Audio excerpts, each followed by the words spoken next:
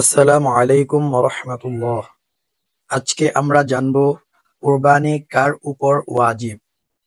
প্রাপ্তবয়স্ক, সুস্থ মস্তিষ্ক সম্পন্ন প্রত্যেক মুসলিম নরনারী যে 10 জিলহজ ফজর থেকে 12 জিলহজ সূর্যাস্ত পর্যন্ত সময়ের মধ্যে প্রয়োজন অতিরিক্ত নেসাব পরিমাণ সম্পদের মালিক হবে, তার উপর কোরবানি করা ওয়াজিব।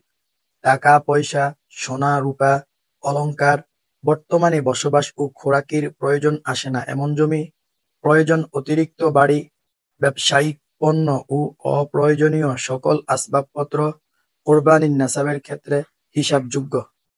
আর নিসাব হলো স্বর্ণের ক্ষেত্রে 7.5 ভরি, রূপার ক্ষেত্রে 52.5 ভরি, টাকা পয়সা ও অন্যান্য বস্তুর ক্ষেত্রে নিসাব হলো 52.5 তোলা রূপার মূল্যের সমপরিমাণ হওয়া।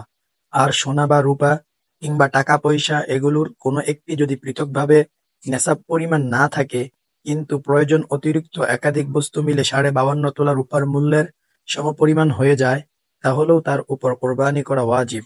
যেমন কারো নিকট কিছু স্বর্ণ ও কিছু টাকা আছে, যা সর্বমোট 52.5 তোলা চাঁদির মূল্য সমান হয়, তাহলে তার উপরও কোরবানি ওয়াজিব।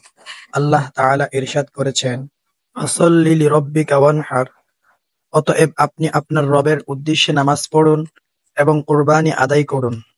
সূরা কাউসার আয়াত 2। এছাড়া ইতিপূর্বে উল্লেখিত আবু হুরায়রা রাদিয়াল্লাহু আনহু থেকে বর্ণিত হাদিসটিও কোরবানি ওয়াজিব হওয়ার দলিল। আল মুহিতুল বুরহানি ৮ ৪৫৫, ফাতোয়া তাতারখানিয়া ১৭ ৪০৫।